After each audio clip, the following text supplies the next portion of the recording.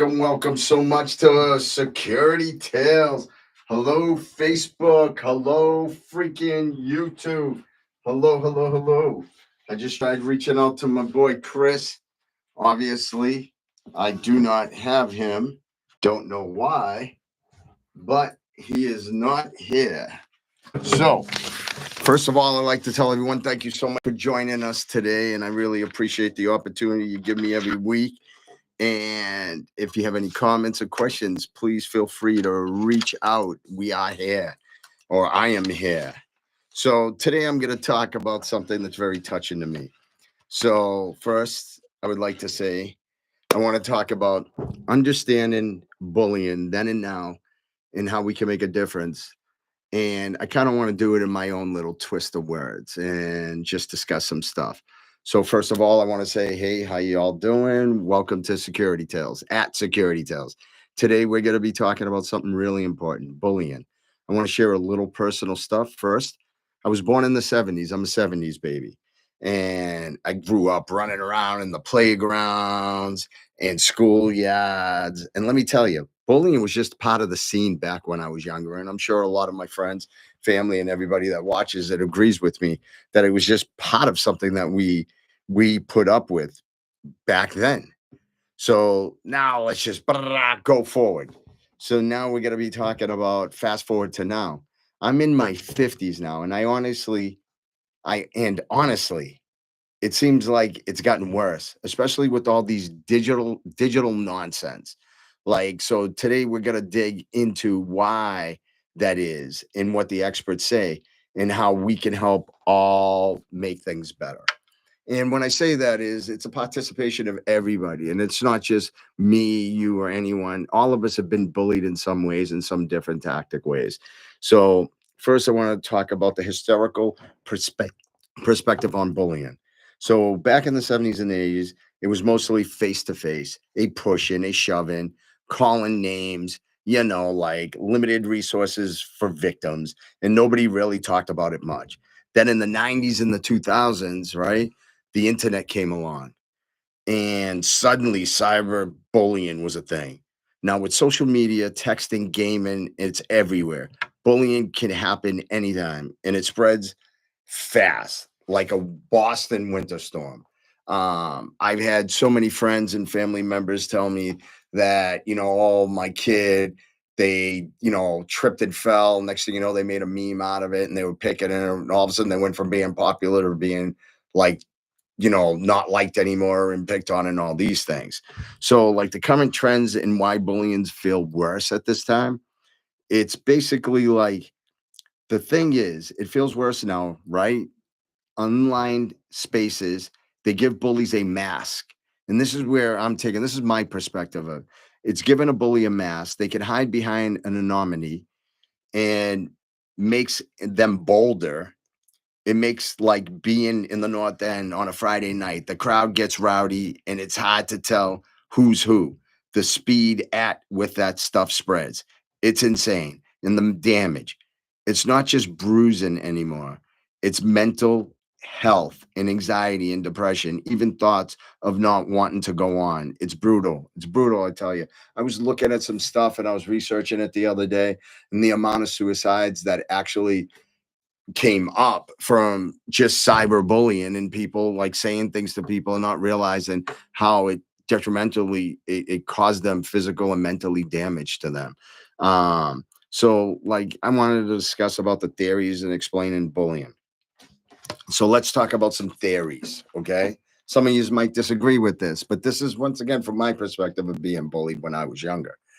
And before I even get caught up in that, I want to say something that I find kind of funny. So, just like I said, we moved into a community and a new community at my time in the 70s. My mother wanted a better life for me and my sister, and which we highly appreciate for the opportunity she gave us and the vast amount of people that I've met on my way in my journey. And it's meant a lot to me, to the amount of people I met. And I'm not going to say it was easy because, once again, being from another community, I never really based it on race. I just based it on I was a new kid that basically lived there, and there was older kids that my mother lived on the street. that brought us into. We used to get hit with chestnuts. We used to get wedgies. We used to get slapped, rocks thrown at us. So I've been beat up many times from the elders, and 8 years old, smacked around, wedgies, punched in the face because I wouldn't cry, kept getting punched, and then go home, clean up, come back outside and play again because I didn't want things like that to end what I was doing in life. I wanted to have fun. And that's what drove me into like doing martial arts and different types of things is I started learning to protect myself. And but it was just my outlook. I didn't have a father. Some people had a father. My father passed when I was 6 years old, and I was raised by my mother and my grandfather, and obviously my aunts and my uncles. And I had a stuttering problem. Um, so I had a lot of negativity things towards me, I guess you could say. I took my beatings and I did what I did, and but yet I didn't hold it to me not going out, not enjoying my time. And I'm not gonna say that times where I would go to my friend's house and knock on the door and then see the big kids down at the end of the streets, and then I would say, let's go play on another street. Obviously, I did that. I was a kid and I wanted to play. So, these are the things that I dealt with in my life of bullying and things like that. And yeah, I took beatings all the way until I was 10 or 11, until I realized the beatings didn't hurt anymore. And I could stand there and take the punches and take the kicks and take the hits. And it just became another day where I started reacting back. But that's like my tale of the story. And so I can understand when it comes to being picked on and things like that. Until this day, it's funny because now I'm older and, I'm not like I used to be per se. And what I mean by that is I used to be heavily into the dojo, heavily into doing all these other things. And you get older and things fulfill your life. But one of the things that came to a point to me the other day that had me laughing was I basically can't say the names, but let's just say a significant person that's very close to me has an individual that goes and sees them, and they're into the martial arts, and now they're performing in the martial arts, and now they receive this belt. And for some unknown particular reason, he keeps going up to this person and said, "What belt's your husband? What belt's your husband?" Well, obviously I said husband, but let's minus that out. I never said that. But I find that almost as a form of bullying because this person wants something about me that stands out on him. It isn't that I trained in it, it isn't anything, which I've always met fellow martial artists and people that are basically incredible martial artists. And I don't go up to and ask them how their belt is. I don't ask them anything. I just ask, well, how did it go? Did you spar? Did you do some point training? Like what did you do? That's more my interest in seeing if what new moves is there, that because I haven't been into it in so long that I like to learn, but never once have I ever put myself in an aspect of thinking I'm bigger, better, or I could defeat someone, because I'd rather have more acquaintances and friends than enemies, because you can't have success with always looking behind your back. And my tales are, if someone's behind me, I leave them behind me. I only look forward, because once you're behind me, you're behind me. But I look at that as a form of bullying when someone constantly has got to find out about you, and they're so intrigued to go and challenge you and to prove a point and to validate themselves. You know what? I'm going to be 55 years old, and how I validate myself is how I hold myself and how I hold the people that surround me and my care for the people that surround me. That's where my ability of ignoring little people that constantly want to test me out. And let's just say that this individual does get me to the point where I'm going to take on his calling God. I already know where the next action is going to be. The next action is going to be, I'm going to go, most likely choke him out, make sure, probably get him an armbar, probably do something to him. Next thing you're going to hear is, oh, you hurt me. You did this. You did that. So these are the type of things that I try to avoid for myself and for others, because it absolutely makes no sense to me. My apologies for standing up. I was just checking in my pocket for a key. But I want to get back into explaining something. So these are my theories of where this has all come to. So I want to talk about some theories and like how this whole mess happens. To me, this is what I base it on. And maybe that's why Chris isn't on today, because I wanted to discuss bullying, and maybe whatever, he might have something. but he did reach out to me last night and asked me what we'll be speaking on. And I said I wanted to talk about bullying. And I never heard back. So I'm a man of my word. I said last week, this is what I'll be speaking on, and this is what I'll be speaking on. So I want to talk about frustration, aggression, in the hypothesis of it all. This one says that when folks are frustrated, maybe they're stressed, insecure, or just having a bad day, they'll take it out on others. It's like when the tea's late again. Instead of waiting patiently, some people just snap. Same with bullying. They're lashing out because they can't handle their own stuff. I saw something the other day that amazed me. Gentleman was driving down the street. Another guy cut him off, beeped. The other guy still ignored him, caught him up to the red light, kept beeping. The other guy just ignored him because obviously he knew he screwed the guy over. This guy was so enraged, and I'm sure it happens to us, that he actually jumped out the car and started punching the guy's window. Now, in my head, I could totally understand it. I could be like, okay, this jackass, I waited in this line this whole time, in the car lane, and he illegally cut me off. I wasn't gonna let my car get hit, but yet I'm gonna kick it up another level and go punch it instead of just sitting there going, you know what? Maybe this guy's got something going on in his private life, and he's just pissed at the world right now. We've all had those days. And trust me, I'm that guy that wants to jump out and do the same thing. And sometimes I lose control. Um, and we got to learn to control it. We got to find a different outlet. And I know at times it's very hard to do that, but we really got to look at that. So I want to discuss about social learning in theory. People learn by watching. If a kid sees someone get away with being mean or even get attention for it, they think, hey, maybe that's the way to go. Online, where people can be real nasty without getting caught, it's like a bad influence. It's like all of a sudden, think about this way. Your child is watching you yell at your significant other, or vice versa, your significant other is yelling at you, and that battle's going. Your child's actually sitting there and processing this, and they're thinking this is the way of life, and this is what's supposed to go on in his life and his relationship. So I think at times, when you're having that adult conversation or an adult situation, you should really take into consideration the people that's surrounding you and understanding, is this where I want my son, my daughter to be later on in life, and cause this action, because actions happen like that. You know what I mean? You continuously act that way, they will start to act that way. There is no question beyond the fact. And I can point out work in the prison systems where I've watched inmates that came in and they were scared. And I don't care who you are. You're walking in to a place that's another world that you will be living until your bid is done. You know, all of a sudden you start to watch that inmate change, and they start to become part of that environment.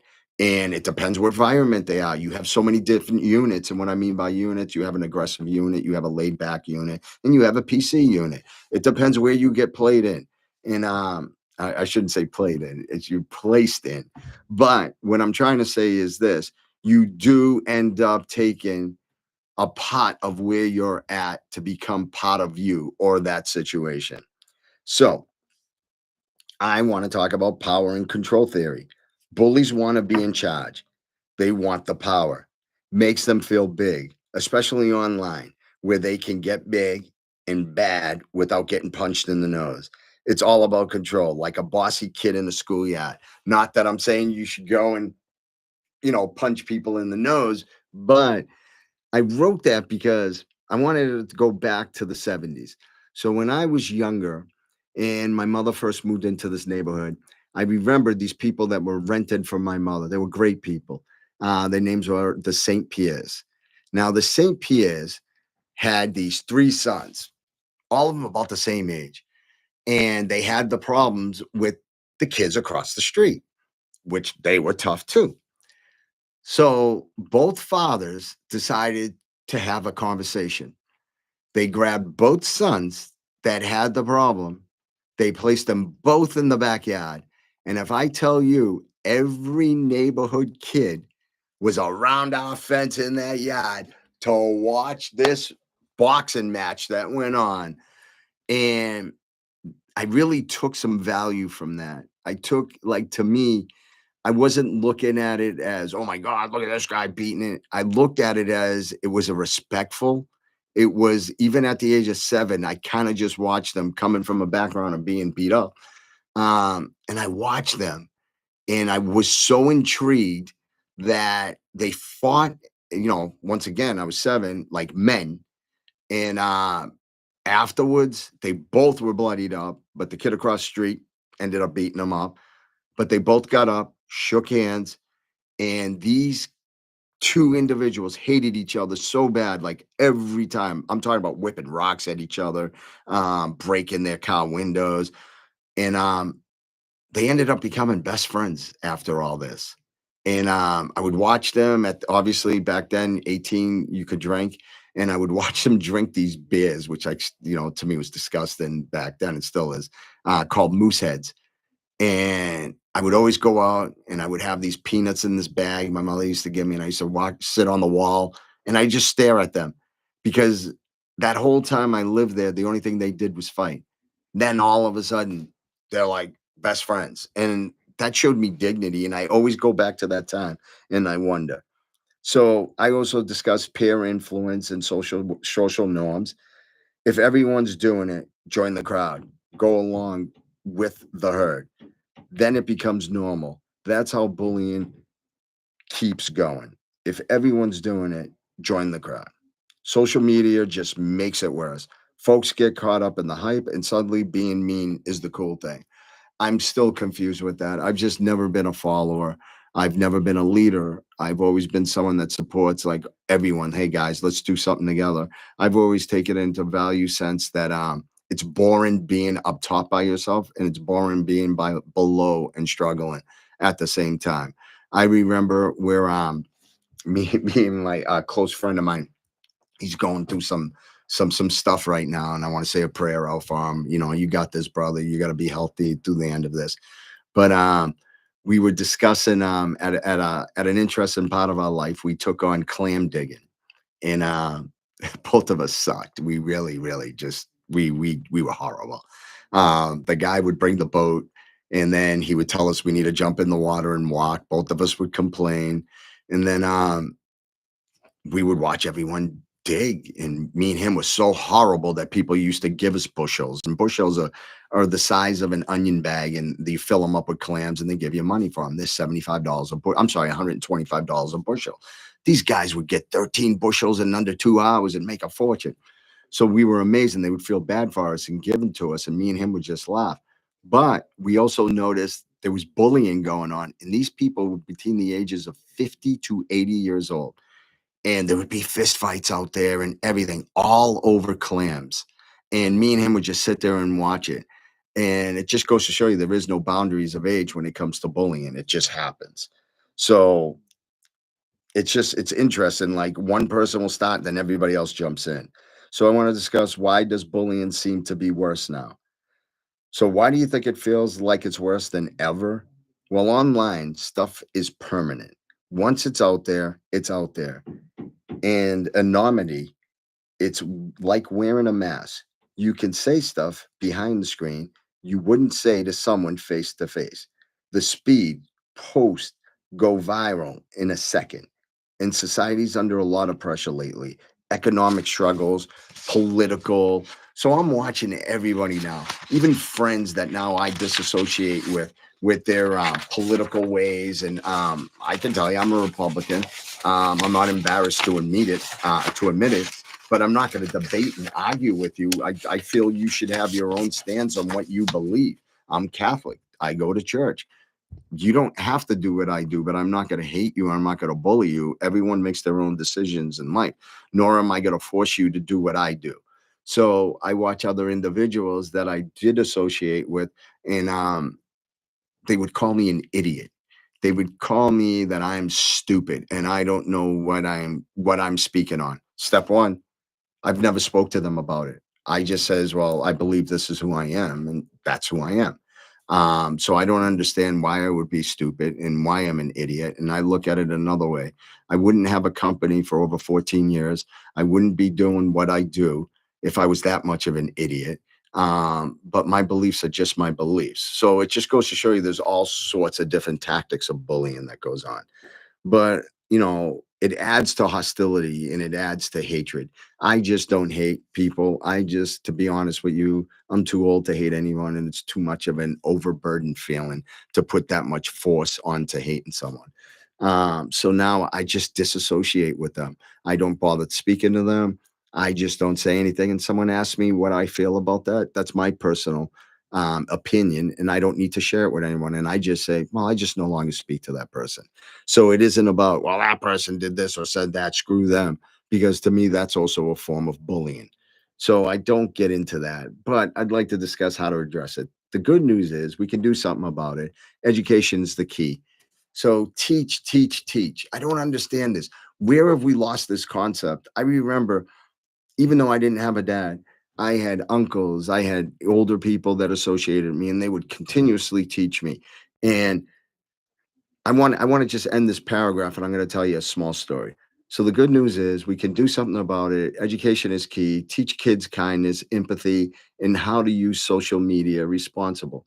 Parents, teachers, community, everyone's got to pitch in. Mental health supports is a must for victims and even the bullies themselves. Schools and groups are working on programs, but it's an ongoing fight. We got to stick with it.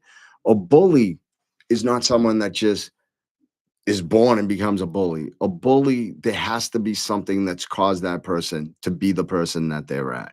So when people say, "Oh, screw them," they don't need help. No, maybe they do need help. Maybe they're lacking in something that none of us are seeing. But what I wanted to say is, I wanted to say a fast story. So when I was younger, um, and I should say about 18 years old, 19 years old, I used to go out with a group of friends, and for some unknown reason, every time I would go out, they one of my friends would automatically get in a fight. So I would be that guy that always would be like, "Oh, calm down, everyone, we don't need a fight." And then all of a sudden I get suckered. Then next thing you know, I'm fighting.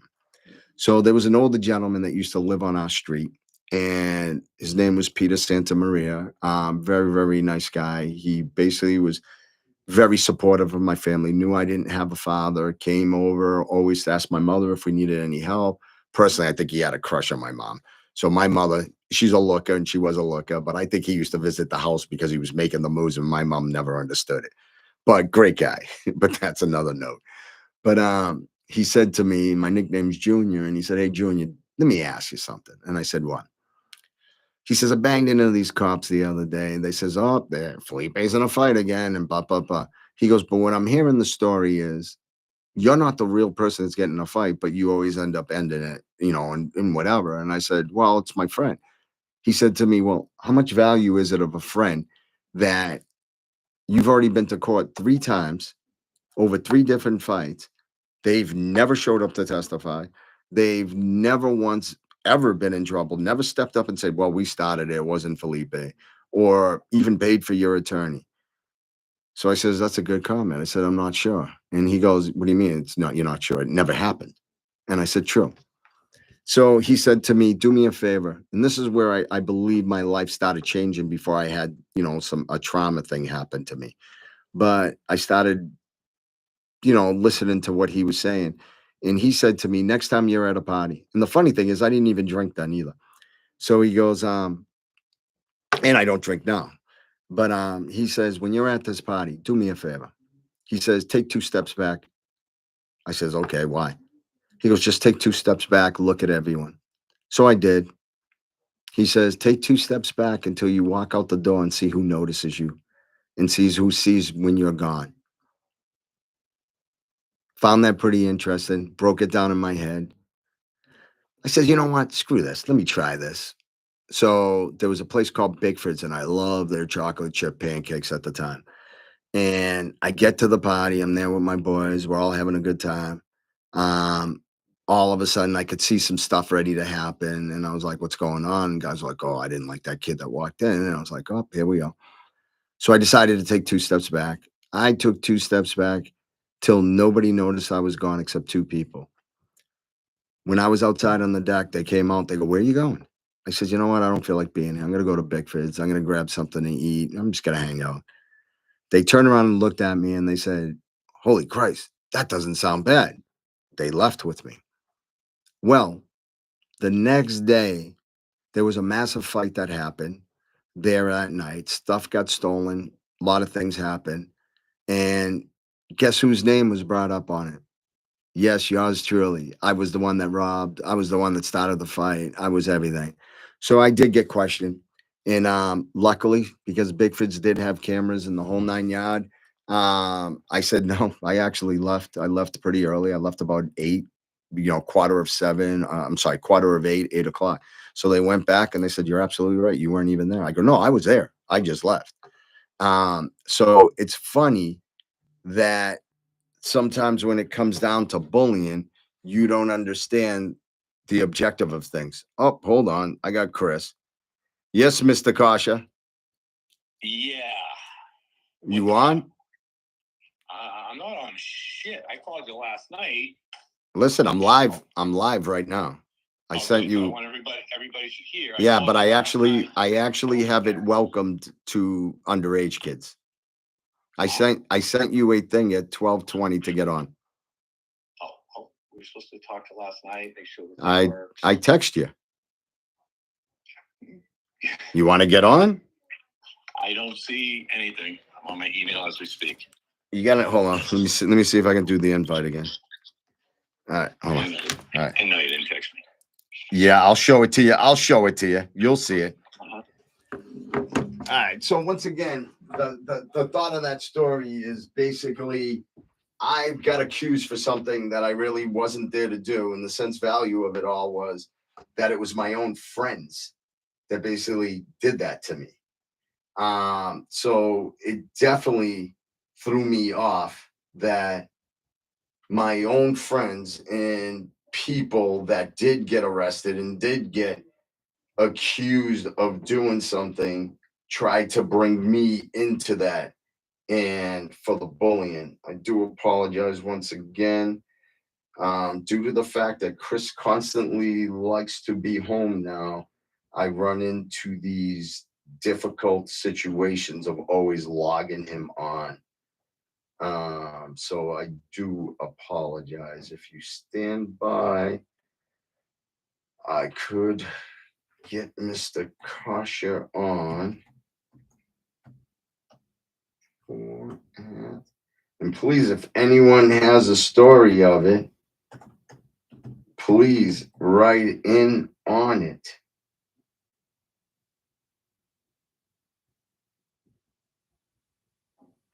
There's another invite. All right. Let's see if Mr. Kasha goes on now. And now I'll just keep going. Yeah. What's up? Did you get it? Nada. I just sent it right now. I just got up and sent it. Look at your email. I am. I'm sitting at my computer.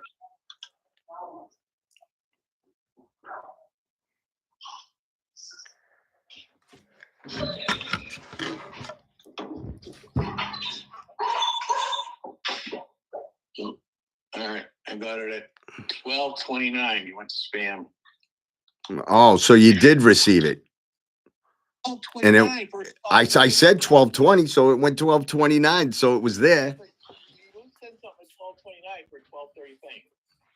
I got in my office at 12:29. That's why. So,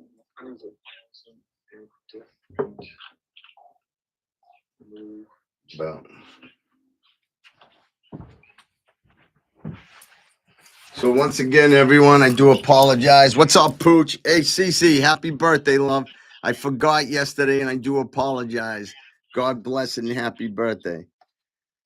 So one of the things that I kind of wanted to go into is first, I wanted to thanks for being with us on this program for this, and I wanted to discuss it. But now I got Chris on, and we're going to discuss something else. But I would like to basically kind of just say that this isn't something that kids can control and kids can handle right now. So I'm thinking that as parents, as friends, as adults, aunts, uncles, whatever it takes, if you see this happening, you need to take control of this. You need to step in. If your child is the person that's bullying people, then they need to be spoken to and find out what's going on and what's causing this to happen. Um, Being that tough guy thing only lasts for so long. And the only place that's going to work is in jail, to be honest with you. So as you get older and you think you're a tough guy, and that's not going to work working for a high profile company or being on a police department or whatever field that you are. So being a bully as when you're young and picking on people, you never know those people that you're picking on and where they're going to be on the latter side of life. So you got to watch out what you do. So, Chris, since you're unable to get on, would you like to say anything on this? I'm trying right now because it won't allow me to download, but I'm doing a copy paste. So I keep going. And what's the actual subject matter? Bullying? Yes, as I text you yesterday, and I will show you the text again. It was all about bullying as we ended the episode last week, and I said I would like to touch base on something that I think affected me a lot when I was younger. So I wanted to talk about bullying. Okay. So, Chris, since you're not able to get on, let me ask you something. Have you ever experienced bullying yourself or seen someone else go through it? I haven't experienced it. I've seen it a little bit in school. It wasn't really too dramatic, but yeah, there's some kids who got smacked around a little bit, I guess. So how do you feel it affected you? Affected me? I don't think it really affected me per se. It wasn't like they got to beat the crap beat out of them. You know, it was more like stupid stuff like, you know, a kid gets a new leather jacket and, you know, everybody will give him a couple punches to break it in, stuff like that. Oh, so see, your type of bullying isn't the same type of bullying that I went through. I know that when I saw it in school, when I was younger, I wouldn't walk down those hallways because then I would be in fear. If I walk down that hallway, then they're gonna jump me and beat me too. So it did affect me on places that I made a decision to walk to when I was younger. Yeah, but how are they going to jump you and beat you up in the middle of a hallway in school?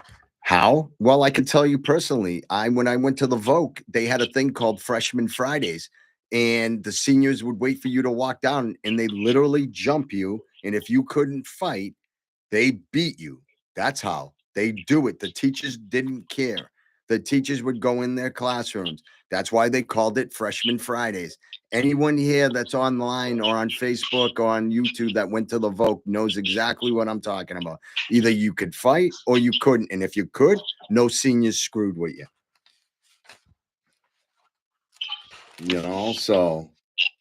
All right, so they went after all the freshmen. Oh yeah, particularly, but then of course there would be particular ones that they pick on.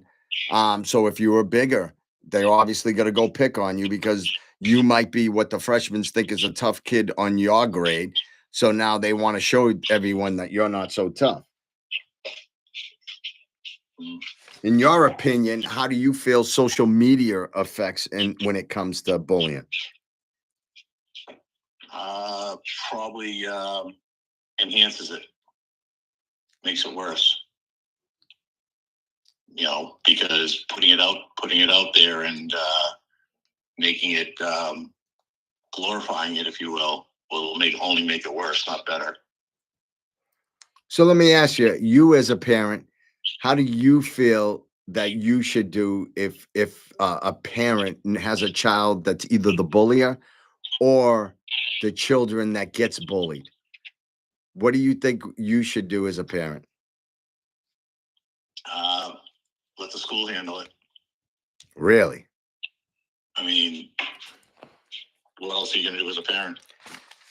Well, I feel as a parent, because I dealt with it when my daughter went to Canada and she didn't speak French. I demanded that I meet the parents, the child, all in front of actually in a professional environment, and I wanted to find out from the matter of what's going on, why is this happening to my child, and I needed the parents to know exactly how I felt.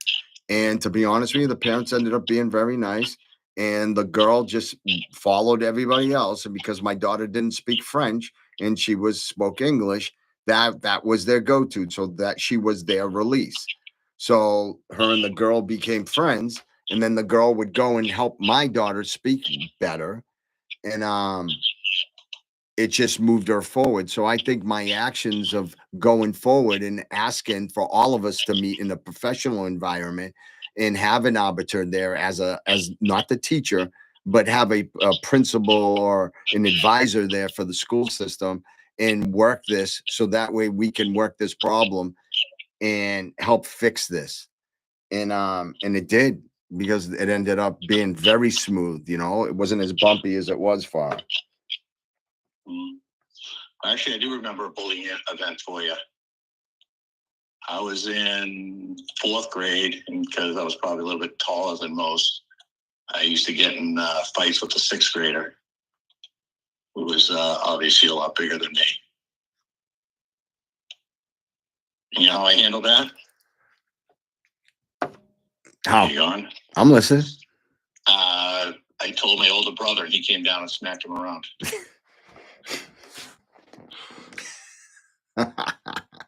So you didn't feel that was a sort of bullying, that your older brother came down to beat a kid younger than him? Well, it's kind of like just, you get what you get because you're getting your own medicine. See, now I think that deters in what I was saying. So violence seeks violence, and it has a remedy, is what you're saying. Let's talk. We're talking 40 years ago, when you're not going to get a meeting, and I'm a little suspicious of this meeting thing, but it's then what happens when the next kid does it? Well, and that's what I'm saying. Times have changed. We're not. I was talking about the 70s and how things were so much different in the 70s. 70s is you get a bloody nose, you go home, wash up, go back out and play. Now the times are going. Kids are actually killing themselves. There's the suicides have been so high now because of bullying. Depression rates have gone up. Children don't want to go to school anymore. We didn't deal with that. Like you said, I just went to school. The kid picked on me. I called my older brother. He came down, beat him up. Kids can't do that anymore. It's like you can't call someone to go beat somebody. It's like my favorite movie was My Bodyguard in the 70s. I love that movie. But the whole thing is now we got to use our brains in the sense and be that sensitive type of person. And I could understand a fight's a fight, but not a fight is not bullying. A bullying is someone that's being continuously harassed for some unknown reason. And for instance, I just heard from a person on a school bus that there was 5 kids jumped one kid. Is that bullying? No, that's a beatdown. That's exactly what it is. Five kids make a decision. I've Googled that several times, and I haven't seen that. Oh, it was there. Trust me. I just actually spoke to the individual about something, and it happened. It absolutely happened. But 5 kids jump one kid, and it's like this is where it's led to. And the person that was beaten on the kid decided to stand back and made all his friends jump in while he watched. That's where society's going now. So I'm gonna be honest with you. If that was my kid, he'd be going to school in the worst clothes. He would be wearing the rattiest sneakers. He would be wearing the rattiest clothes. He would be the one being picked on. His outfits would be deplorable. His outfits would be such an embarrassment. Everything that he has. I would go old school. Instead of having book covers, I would go the old school like my grandfather used to do. Cut the paper bag and cover his books. He would have the worst of the worst. But how's that going to solve the bully's problems? because I'm saying if the bully's my son, if it's my son or daughter, Right, no, I know. I would embarrass them. I would be the person that embarrassed them. Right, but then if somebody makes fun of him, he's just gonna beat him up again. No, he would learn because now he knows this is why you're doing what you're doing. Yeah, but I mean I don't think that will work, and the only way that would even be, you know, sound advice would be is if the kid was picking on people for being poor. Well, So how teaching him the lesson about poor people, if you will. well, how would it be poor? It would just be because this will show you that your ability of receiving good things because you're my son or my daughter and I flourish you with things because of that. Now I take that away from you. It affects you. It affects your demeanor. It affects who you are. Meaning you're not going to be so proud of yourself. So meaning if there's something wrong with this person that you're undermining and you're taking their value as a human being, I'm taking what you believe makes you your strength. And believe it or not, I watch kids that have more expensive sneakers than I would ever imagine. They're walking around with $500 pair of sneakers. They're wearing diesel pants. They're wearing this. That makes them who they are.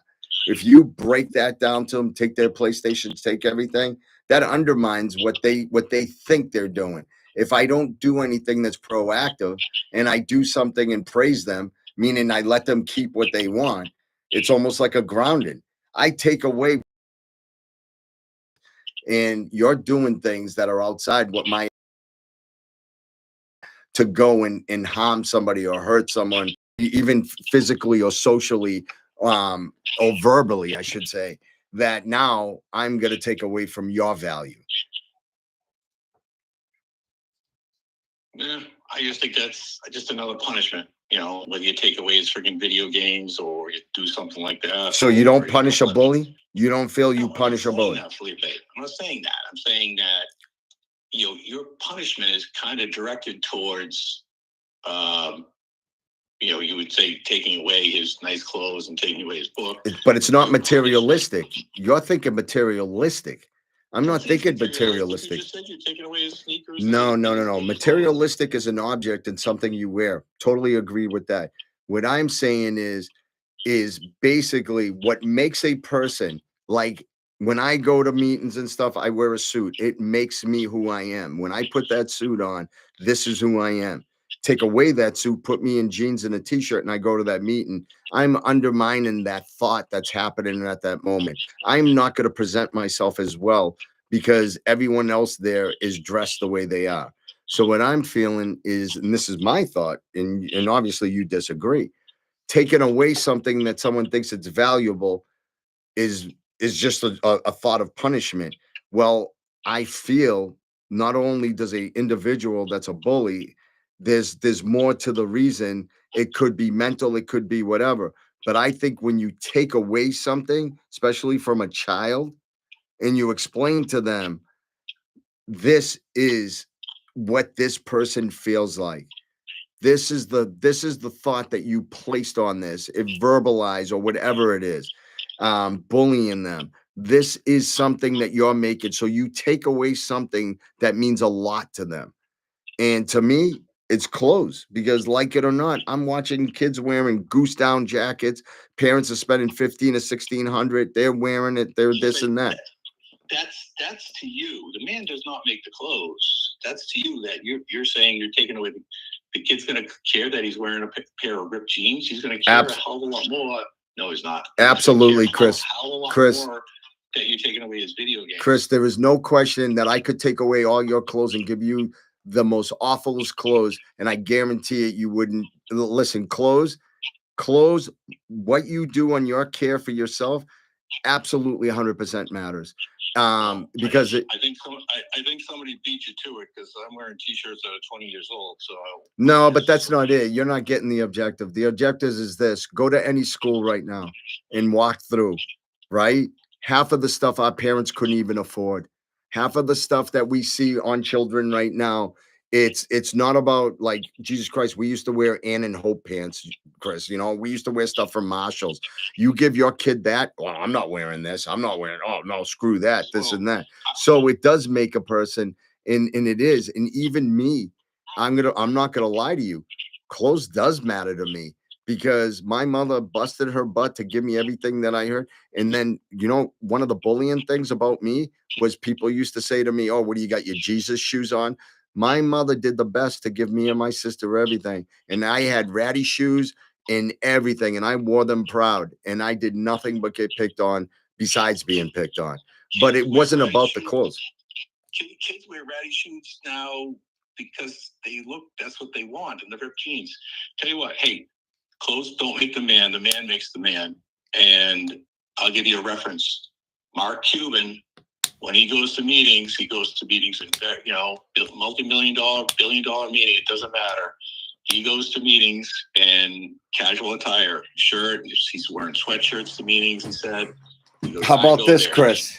Wait, but hold on. No, but I just want to just say something. I guarantee it, Mark Cuban didn't start out that way.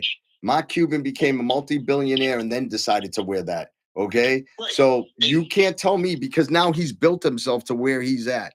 So you could do things like that because there is nothing else that's going to fault you for it. Right, because he doesn't have to. He doesn't have to wear the clothes. So that's what's the part. But he did. Clothes does not make the man. The man makes the man. No, listen. Because if Mark Cuban wears sweatpants. Hey, if I want the lottery tomorrow, I dress the same way I do now.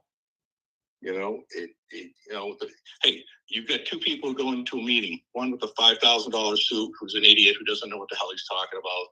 The other with a $100 friggin' Ann and Hope suit, and but knows his shit. The guy who knows his shit's going to get the contract. Really? Well, I'm going to beg to differ. When I went for a position at MIT, I had a badass suit, and I didn't know half of the stuff they wanted me to know. And the people that were there, they looked ratty. They had the suits were too big. My stuff was tailored. My shoes. Do you know what the Dean Henry said? And I hope Dean Henry, if you're watching, I go, I'm kind of confused. I said, I seen the people that they came in with leather briefcase. I came in with just a notebook. And I said, obviously, I don't speak as well as they do. And you know what he said? He said, the first thing I liked were your shoes. They were polished. The second thing I liked was your gig line. And he goes, then I noticed you have 1,000 linen suit, 1,000 thread linen suit. And he goes, that showed me you're a person that always will dress well and will always give 100% of his effort, especially when I saw how shined up your shoes were. And I saw they were Cole Haans. And I go, and he looked at me and he goes, and the best part is you made up 3 words and you kept speaking like they meant something. And he goes, that's how you got the job. So I was probably one of their best investments. A matter of fact, Dan Roderick, God bless you. He's now a director up in Worcester. He actually came here and visited me and told my other partners of my other company exactly. He goes, you know what? The way you're dressed, the way you basically you talked, you didn't think anything, and you were willing to learn. So I beg to differ, Chris. Almost every job professionally I've received, from State Street to everything, it wasn't because I knew more or anything. It was literally based on my clothes. I hate to tell you that. I shaved clean. I'm gonna get a real nice suit, and they go in there and just make up words and pretend they actually exist. Well, see, now you're this is a form of bullying. I'm telling you a story that meant a lot to me because I'm not as highly educated as you. You know a lot more than me, and I admit that. I know different things, but I'm telling you a story that actually brought value to my life, saying that, I'm a person that they made go to the Vogue, because at the time that you go to Vogue is because they said at the time when I went is because you're not going to last anywhere. The reason why you're going to the Vogue is we need to get you a career. So I was that person that wasn't supposed to be successful. I was that person that meant nothing. Okay. I was told that from a guy named Flannery, who was my English comp teacher. He says, you're a piece of crap. You will never make it. He goes, you're going to be selling drugs or dead. Don't even know why he would say that. So to hear things that I took, for instance, my mother always dressed us well, always tried to afford what she did. And I do. I have a lot of shoes, a lot of clothes, and it does mean a lot to me in what I have. And to you, you think it's senseless, but to me, it was something that it was something I was born into because I didn't have it. So, like you said, oh, well, now I'm going to go get an expensive suit and say stupid words. Well, you know, we're talking about bullying. To me, that is a tact of bullying because I do say words incorrectly. But most people that consider me a friend understand that sometimes I don't understand certain words. I understand what I'm saying, but I don't know how to say the word. But I also speak two languages, and I also, well, I speak multitude of languages. But my thing is I think I speak very well for someone that speaks other languages. And even though I was born here, I was surrounded by everybody else that spoke other languages. So when I go and I articulate myself, sometimes I don't do it well, but at least I do it in the people that matter. Really, instead of just saying something bad, we just move on forward from it.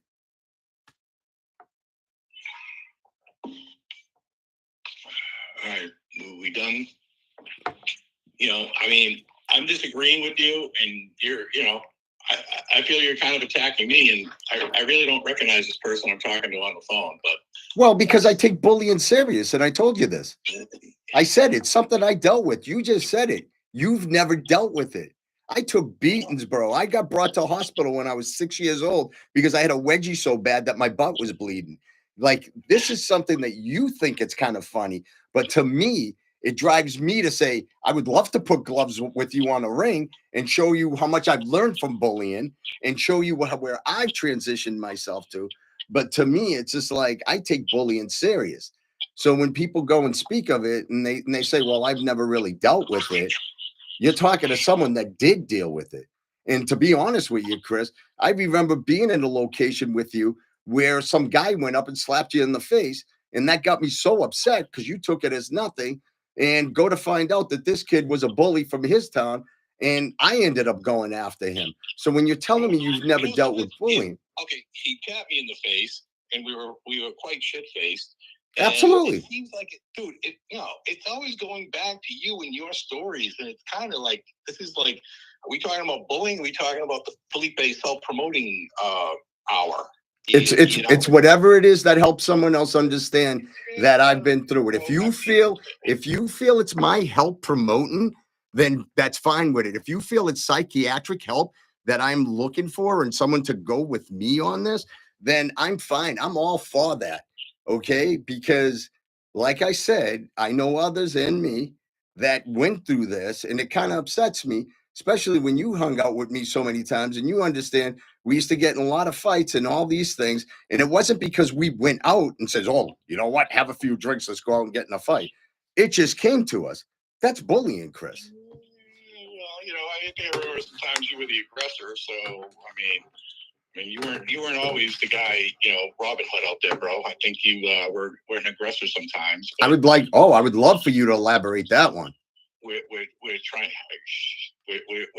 to, twist this. And I did also already admit that I was bullying, and I kind of take offense to the fact that you're saying that, I'm not taking it seriously.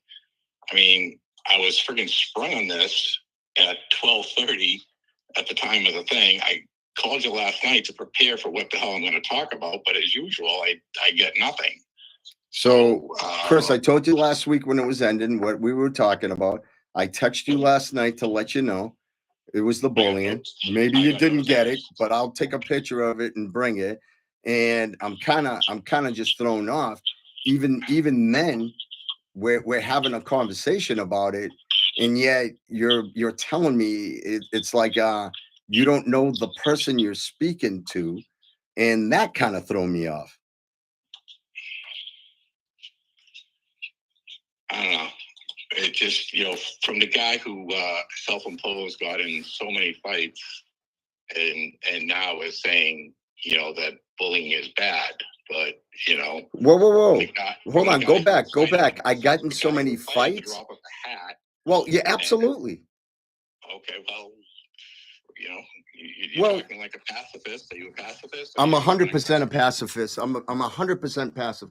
You're 100% right. So you're saying someone like me that would go and fight at a drop in a hat, right? Absolutely. Absolutely. There is no denying that. And I think that stems from bullying. And I think because I was bullied back when I was younger, that has caused me when I grew up, that to me, it made me so proactive in protecting myself and putting on that shield without realizing that I needed to step back. And I think it's taken me this long to realize it. And sometimes you go to the point where I do back off, I do back off, I do back off. But then when someone moves forward and threatens, it's like I have nowhere else to go. So I go into that protective thing and I use what I know to protect myself. And you're absolutely right. And this is what I mean about bullying. I think bullying caused some things to happen to me, which sometimes I shut down. Even in my personal relationships, I think sometimes it's bad. Sometimes I have to sit so quiet because it's constant things that remind me of things in the past that I need to let go. So I think you're absolutely right. Yeah, but at what point, at what age at what age was the last point at which you got? How was the oldest you were when you got bullied? I just turned around and said a story that just yesterday, a gentleman had approached someone and started bragging about how he's got his belt in this martial arts and kept asking what to the other person, what belt's Felipe? What's belt's Felipe? And they're like, I don't know. Oh yeah, because I wanna try him out, this and that. And I'm thinking to myself, at 55 years old, you're so caught up with wanting to roll in a mat with me or fight me where it's not even a thought process with me. So to me, it's you're going around to talk. That's a form of bullying. And anyone that goes, it's like, come on, like my thought process, I'm business. I'm like thinking, where my next venture is, where the next step is to make money, not who I'm gonna go fight and who I'm gonna beat up. So all of a sudden, I don't fight for the UFC. I don't freaking go and fight for the BBC. I don't go fight for all these people. That's not what I do. All right. So answer the question. What? Back to the actual question. What age was it the last you were bullied? I just said I was just bullied. That's bully. That's verbal bullying. That's someone that wants to fight me. So that's not bullying? You don't consider that bullying? No. Really? Why is that bullying? They wanted to roll with you on the mat, and they just not roll. He wants to fight me in the ring and roll around. That's not rolling around. That's rolling around is there's a difference, Chris, because you're not into the arts. There's sparring where we roll around and just spar and get each other. He wants to roll, which means to tie me up, to either knock me out, to either get me in a supportive hold, to snap my arm or something. That's the difference. So he's not asking to spar. He's asking to roll. He's asking, let's go. No, he wants to fight. It's not like he wants to fight you to see where you are, and he wants to know at what level you are so that you guys are compatible. But why? Compatible on what? I don't train. I don't go to the dojo. I train when my buddies call me up and we go down and do our thing. Well, I know you don't do that, but he didn't. So he just wanted to make sure that a yellow wasn't fighting a black, or vice versa. And I know you don't go by the belts or whatever, but he just wanted to. No, I do go by the belts. But my thing is I don't ask that. When you tell me you got a belt, I say congratulations. Oh my God, that's great. I don't go, well, I have this. Do you want to go to the dojo and try me out? Come on. That doesn't sound threatening. If you wanted to, if you were right there, not any not in that environment. Listen, you ask anyone that does this in any type of arts, boxing or anything, that's a challenge and that's a threat. Okay. It's like going up to you and saying, oh, you're a state trooper. Well, I'm an FBI agent. What's the difference? What so like you just went, one's gonna say they're better. To me, they're law enforcement. Law enforcement's law. Yeah, and they talk down to us all the time. So yeah. Well, and the same thing when it comes to the states or whatever. I remember being pulled over and the guy saw my correctional tag on my thing and he goes, take that off your window. That means shit. And I just looked at him and I said, dude, I didn't even do anything to you. I go, give me a speeding ticket, whatever. But it's so disrespectful. And I was like, I'm that guy that would have stopped on the highway if he was in a trouble. And in my head, I'm like, wow. I go, I didn't even say or do anything. And he automatically went and cut me down. Well, what I was trying to get at to get you to answer that question was, back when I knew when you were 18, you were pretty tough when you were 18. So that's why I was trying to get a reference of when the last time you were bullied was.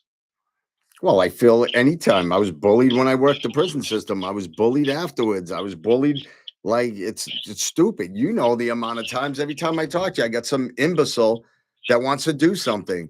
I was driving my car, last year? Guy decided I let cross the street, flicks a cigarette at me, then calls me a spick. I go, what? And then in my head, I want to jump out, but then I was like, you know what? He didn't do anything. I'm going to keep driving. Then he kicked the side of the car. So now I have to stop. And which to me was stupid, but I wanted the car I was driving and he kicked it. I needed to see, did he dent it? Did he do whatever? And then whatever happened. But yet still, it's, you deal with stupid things all the time. Yeah, but I wouldn't call that bullying because you weren't threatened and you weren't hurt by any of those examples when you were older. In fact, I was on the phone with you a couple of months ago when some guy was honking at you. You rolled down the window. You don't want no part of this shit. Oh, because you know why? Why, Chris?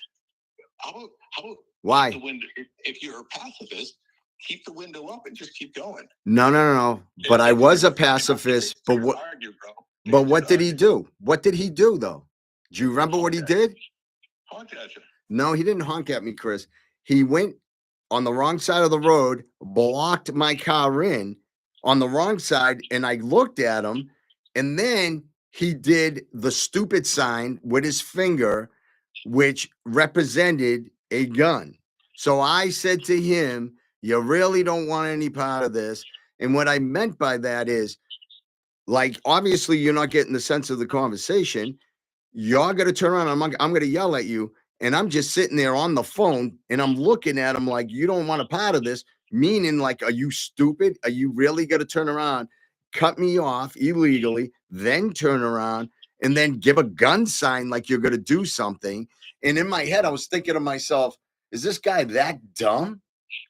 Like, you don't know who I am. I could be an off-duty cop. I could be anything. And that's all I was just saying. Then afterwards, he didn't even move his car. I just went straight and he jumped behind me. And that was it. And he stopped. But it wasn't like I jumped out the car and I got enraged by it. But it was more or less, I was pissed off that step one, he almost hit the car. Step two, he's giving me that sign. And I'm like, what are you, stupid? How do you know what I have on me? Well, that's only going to enrage this guy even more. And, I think you said, what are you, stupid? Because you were actually packing yourself. So yeah, absolutely. I was. And you're showing me a gun. You're showing me a sign of a gun. And like I said, you don't know who I am, but you're absolutely right. I should have just kept my window rolled up and stuff. You're absolutely right. The issue was the light turned green. He wasn't moving. The light went to yellow, which I've never seen. Usually it goes green, red, but it went green, yellow. Then we had to sit there again. So then I realized this guy is stupid. He's actually looking for something. I have nowhere to go. Car behind me. He's blocking me in the front. If he does jump out, what am I going to do? So he sat there through one red light staring at me, holding me up when it was green.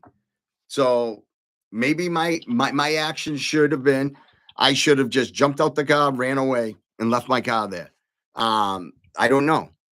No. I'm not arguing your actions. No, I didn't say you were arguing, but you were asking about it. No, I'm arguing the fact that you're saying that you're this great pacifist and no. You said I was a pacifist, and I said you're right. I am going. That's the way I'm going. I'm absolutely trying to be that person. You're right. So next time somebody honks at you, don't instigate them even further. I don't. Nowadays, I keep quiet. I don't even bother, Chris. It's not even worth it to me anymore. Well, this is recently, but and lights go green, yellow, red, bro. Do they go yellow? Yes, they do. See, I never seen that. I never seen that. Every day. I'm gonna be honest with you. I just this light right in front here goes green, goes right to red. Every time I leave this office. Only if there's no yellow there, but yellow is the warning telling you to stop. If it went from green to red and then green on the other side, there'd be crashes. There'd be 1,000 crashes. I think I should take your license away. You've been driving for 30 years and you don't know if it was green. Been driving longer than that, bro. Longer than that, and I've already lost it twice when I got it. All right. I gotta cut it, but everyone, thank you so much for joining us today and seeing me and Chris argue. Chris says I take it personal. I didn't take anything personal. I take being bullied personal, and maybe I did get a little emotional and a little more traumatized than him. But we're gonna get our shit together, and then we'll have Chris back live, and we'll figure out how to fix this. All right, everyone, have a happy day. Chris, you want to say bye? All right. Have a great day. All right. Later. Thank you, everyone. You have a blessed day.